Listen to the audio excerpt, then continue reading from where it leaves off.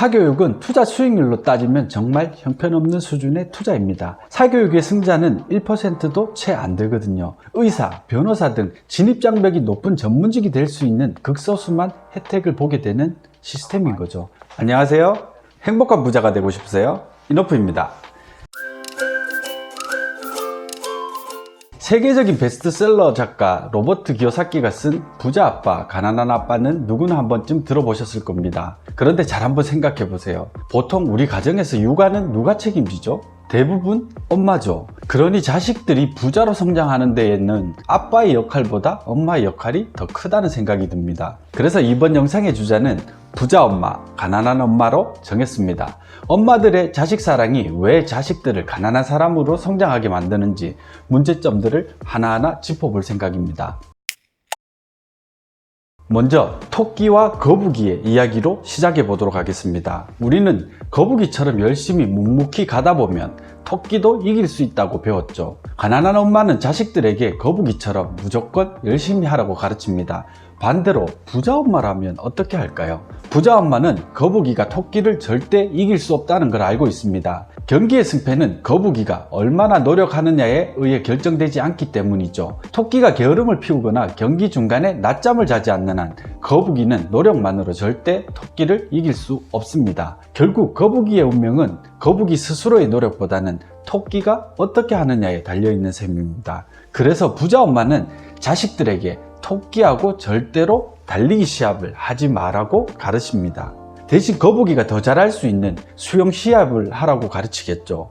왜 자신이 잘할 수 있는 일이 아닌 잘 못하는 일을 그냥 열심히만 하라고 가르칩니까? 이상하지 않나요? 대부분의 부모님들은 자식들에게 무조건 공부를 잘해야 한다고 합니다. 그래야 나중에 성공하고 남부럽지 않게 살 수 있다고 해요. 정말 그런가요? 물론 과거에는 맞는 말이었을지 모릅니다. 과거에는 배운 사람들이 적었거든요. 그래서 번듯한 대학 졸업장만 있어도 취직을 하고 돈도 적당히 벌었습니다. 운이 좋으면 식자라는 소리도 듣고 사회 지도층이 되기도 하고 그랬어요. 그런데 지금은 어떤가요? 대학 진학률이 7에서 80% 선이죠. 대학 못 간 사람이 오히려 드문 세상입니다. 많은 부모님들이 자식들이 무엇을 좋아하고 또 어떤 일에 재능이 있는지 탐색할 기회를 주지 않아요. 그냥 무조건 공부라는 줄에 서라고 합니다. 그런데 공부만 잘한다고 엄마들의 말처럼 모든 게 다 해결되나요? 주위를 둘러보세요. 고학력 미취업자들이 얼마나 많은지. 엄마 말대로 죽어라 공부만 하고 직장에 취직했지만 여전히 가난한 사람들이 널려 있습니다. 그때서야 속았다는 걸 알게 돼요. 물론 엄마가 속인 건 아니고 단지 자신이 알고 있는 정답을 굳게 믿고 자식들에게 강요한 것 뿐이지만요. 결과는 고생만 죽도록 하고 실패할 가능성이 훨씬 크다는 겁니다. 거북이나 하늘을 나는 새로 태어난 아이에게 달리기 시합을 하라고 강요하는 대신 수영이나 날개 시합을 하라고 해야 맞지 않을까요? 가난한 엄마는 장차 거대한 코끼리로 크게 될 아이를 남들처럼 안정적으로 낳는 기둥에 묶어두고 어릴 때부터 교육을 시킵니다.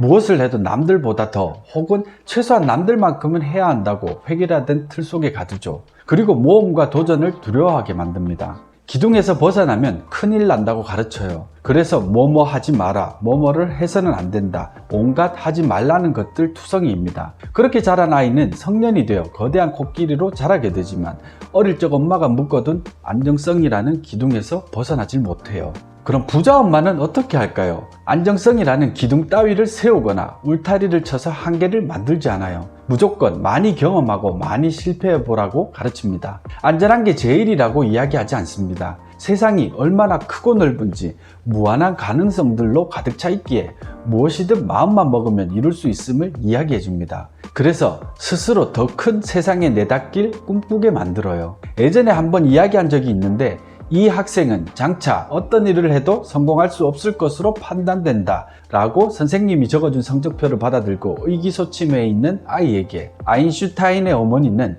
이렇게 이야기를 했습니다. 얘야, 실망하지 마라. 남들과 같아서야 어떻게 성공할 수 있겠니? 지금은 남들과 비슷하다는 거, 남들처럼이 오히려 독이 되는 세상입니다. 남다름이 없이는 성공할 수도 부를 이룰 수도 없는 세상이 된 거죠. 가난한 엄마는 목숨보다 소중한 아이를 위해 모든 것을 겁니다. 자식의 성공을 인생의 유일한 목표로 생각하고 살아가요. 자신의 삶은 늘 뒷전이고 자식을 최우선 순위에 둡니다.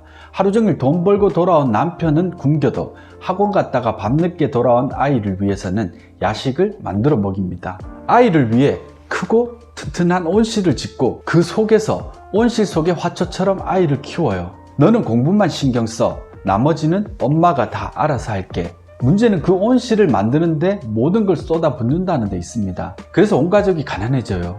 아이에게 모든 걸 쏟다 보니 늘 경제적으로 쪼들립니다. 어느 순간부터 돈 문제로 부부싸움도 잦아져요. 겉으로는 아닌 척하지만 자식에게 큰 기대를 품고 살아가게 됩니다. 자식이 성장하고 나면 서운함이 몰려와요. 입버릇처럼 내가 너를 어떻게 키웠는데 라는 말을 달고 살아요. 노후 준비도 제대로 못하고 자식에게 올인했기 때문에 언젠가는 자식에게 무거운 짐이 될 가능성이 큽니다. 반면 부자 엄마는 다릅니다. 어릴 때부터 각자의 삶이 있고 그 삶의 주인공은 타인이 아닌 자기 자신일 수밖에 없다고 가르쳐줘요. 먹이고 입히고 재원은 주지만 성년이 되면 자신의 삶에 대해 스스로 책임져야 한다는 것을 일찌감치 일깨워줍니다. 아이는 자연스럽게 자신의 삶에 대해 책임감을 가지게 돼요. 부자 엄마는 자신의 삶에 충실합니다. 그래서 늘 행복하고 열정적이에요. 말이 아니라 행동으로 자식들에게 어떻게 살아야 하는지 보여줍니다. 자식보다 남편이 먼저예요. 사랑해서 결혼한 사람이니까요. 어차피 믿고 의지할 사람은 자식이 아니라 배우자라는 걸 잘 알고 있어요. 그래서 서로 위하고 존중하며 살아갑니다. 자식에게는 너도 이 다음에 우리처럼 좋은 사람 만나서 알콩달콩 잘 살라고 가르쳐요. 아이는 배우자에게 어떻게 해야 행복한 가정을 이룰 수 있는지 자연스럽게 터득하게 됩니다. 여러분, 예방접종의 원리를 아시나요? 몸이 이겨낼 수 있을 정도의 소량의 병원균을 투입해서 항체가 생성되도록 함으로써 면역력을 키워주는 거예요. 그런데 가난한 엄마는 아이의 면역력을 키워주지 않아요. 오기야 금이야 합니다. 그래서 원하는 건 뭐든지 해주고 위험하다 싶은 일은 애초에 시작도 못하게 합니다. 엄마에게 말만 하면 다 이루어지던 환경, 즉 부족함이 없이 자란 아이는 문제 해결 능력 또한 생성되지 않아요. 실패를 경험해 보지 못했기 때문에 어른이 되어 한 번의 실패로도 무너지기 쉽습니다. 부자 엄마는 아이가 항상 세상에 홀로 섰을 때를 대비해 작은 실패에는 눈을 감습니다. 경제적으로 여유가 된다고 해서 아이가 원하는 무엇이든 다 해주지 않아요. 원하는 것이 있으면 무언가 포기하거나 아껴야만 얻을 수 있다는 것을 가르쳐줘요. 아이가 넘어지면 스스로 일어나야 한다고 가르칩니다. 이렇게 세워주는 대신 지켜봐줘요. 그리고 아이가 스스로 일어서면 잘했다고 칭찬해주고 넘어지는 것쯤은 대수롭지 않은 일이라고 이야기해줍니다. 넘어지지 않고서는 걷는 법을 배울 수도 없고 나아가 뛸 수도 없다는 걸 잘 알기 때문입니다. 그래서 아이는 실패를 두려워하지 않게 되고 도전 정신을 자연스럽게 터득해가요.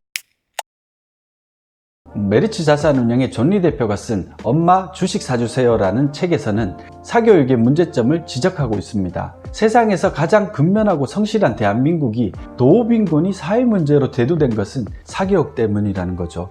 사교육은 창의적이고 혁신적인 것을 배울 수 있는 진짜 교육이 아니라 그저 남들보다 좀 더 많이 외워서 시험을 잘 보는 순위 경쟁에 불과합니다. 매년 30조 원 가까운 돈이 들어가고 사교육 때문에 가난해지는 사람이 점점 늘어나지만 승자는 거의 없다는 것이 문제예요. 부모는 노후 준비에 기회를 잃게 되고 자식은 다양한 경험과 잠재력을 확인할 수 있는 기회를 박탈당한 채 하기 싫은 공부만 억지로 하면서 젊은 시절을 보내게 되니까요. 사교육은 투자 수익률로 따지면 정말 형편없는 수준의 투자입니다. 사교육의 승자는 1%도 채 안 되거든요. 의사, 변호사 등 진입장벽이 높은 전문직이 될 수 있는 극소수만 혜택을 보게 되는 시스템인 거죠. 만약 사교육에 돈을 쓰는 대신 하루에 1만원씩 20년 동안 삼성전자에 투자했다면 어떻게 되었을까요? 대략 10억 원으로 불어나 있을 겁니다. 매년 사교육에 들어가는 돈 30조 원이 기업에 투자되거나 주식이나 부동산 등의 자산시장에 투자되었다면 우리 사회가 안고 있는 노인 빈곤율 1위,